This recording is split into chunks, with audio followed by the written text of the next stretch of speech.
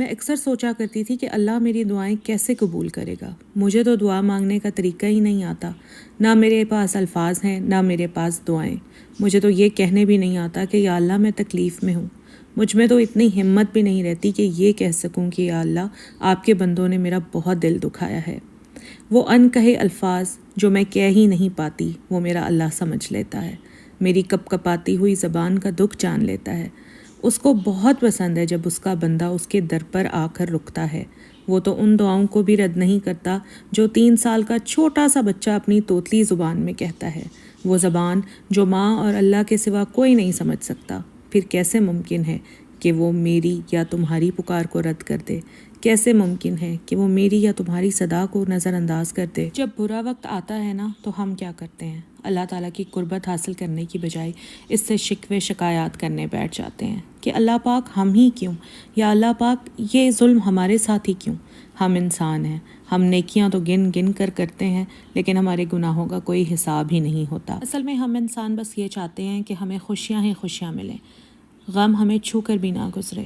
ہم سب یہ بات اچھی طرح جانتے ہیں کہ ہمارے اعمال نامے جب بھی تولے جائیں گے تو ہمیشہ گناہوں کا پلڑا ہی بھاری ہوگا۔ اگر ہم اپنی زندگیوں کا جائزہ لینا تو یقین کریں کہ ہمارے گناہ اتنے زیادہ ہوں گے کہ ہم خوشیوں کے تو حقدار ٹھہرتے ہی نہیں ہیں، لیکن وہ رب تعالیٰ اتنا مہربان ہے، اتنا رحیم اور کریم ہے کہ ہمارے ان گناہوں کے باوجود ہر وقت ہم پر اپنی رحمت کی بارش برساتا ہے، اور ہم اس سے ہمیشہ شکوہ کرتے رہتے ہیں کہ آخر برا وقت ہم پر ہی کیوں آتا ہے۔ سورہ بقرہ کی تلاوت تو آپ سب لوگ ہی کرتے ہوں گے، لیکن اس میں ایک آیت ہے جس کا ترجمہ کچھ ایسے ہے کہ تم مجھے یاد کرو میں تمہیں یاد کروں گا۔ آج سے کئی ماہ پہلے جب میں نے اس آیت کی تفسیر کھولی اور پڑھ کر دیکھا تو یقین کریں میرے رونگٹے کھڑے ہو گئے۔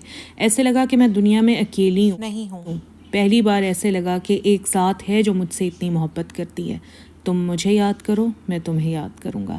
اس آیت میں اللہ اپنے بندے سے محبت کا اظہار کر رہا ہے، ایسی محبت جو تمام محبتوں سے افضل ترین محبت ہے، ایسی محبت جو تمام محبتوں سے پاک محبت ہے۔ وہ بار بار کہہ رہا ہے مجھے یاد کرو، میں تمہیں اپنی رحمت کے سائے میں رکھوں گا، تمہیں کبھی نہیں بھولوں گا، ہر مشکل میں ساتھ دوں گا۔ میرا رب تو خود کہتا ہے کہ مانگ میرے بندے کیا چاہیے تجھے، تم فریاد کرو میں فریاد پوری کروں گا، مانگ مجھ سے میری رحمت بہت بڑی ہے، میں رحیم ہوں کریم ہوں، تو مانگتا جا میں دیتا جاؤں گا، تو مانگتے مانگتے تھک جائے گا مگر میں دیتا دیتا نہیں تھکوں گا۔ سبحان اللہ، میرا رب کتنا عظیم ہے۔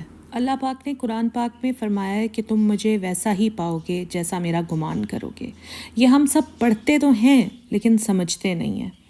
آپ دیکھیں کہ حضرت موسیٰ کے پیچھے فوج لگی ہوئی تھی، تب اللہ تعالیٰ نے کیوں سمندر کو 2 حصوں میں بانٹ دیا؟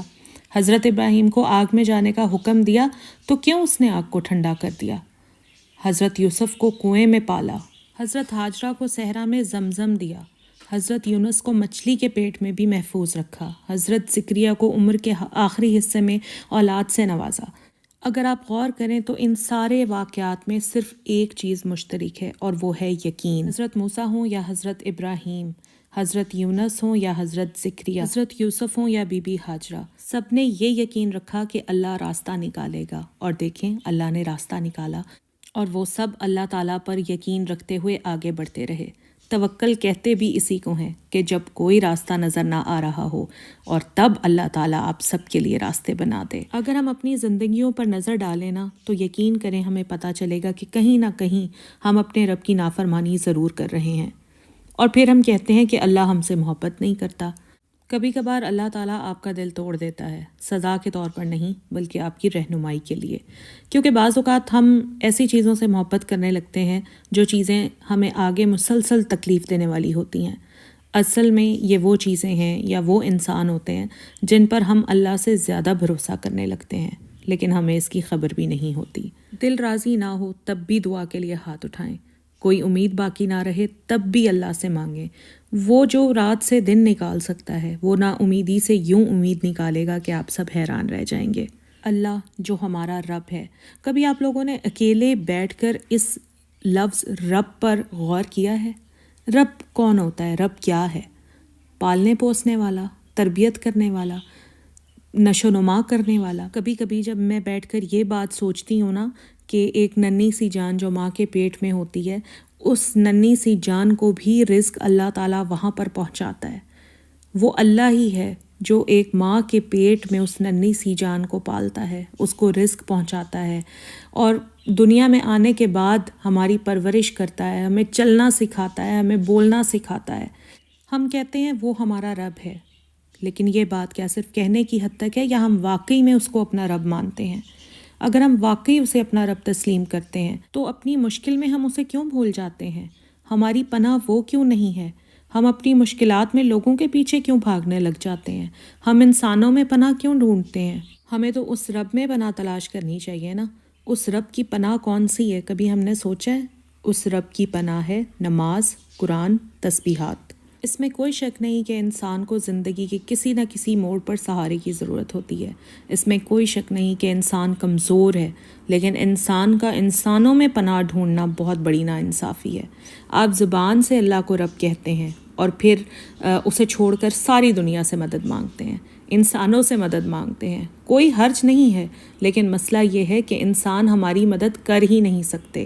نماز، قرآن، تسبیحات ہماری مدد کرتی ہیں، لیکن ہم ان چیزوں کو کسی خاطر میں ہی نہیں لاتے۔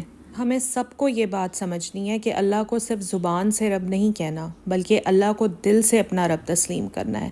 اور جو انسان اللہ کو اپنا رب تسلیم کر لیتا ہے نا، وہ کبھی بھی اپنی امیدیں لوگوں سے وابستہ نہیں کرتا، وہ کبھی لوگوں پر ڈیپینڈ نہیں کرتا۔ اللہ تعالیٰ کے خزانوں میں کسی چیز کی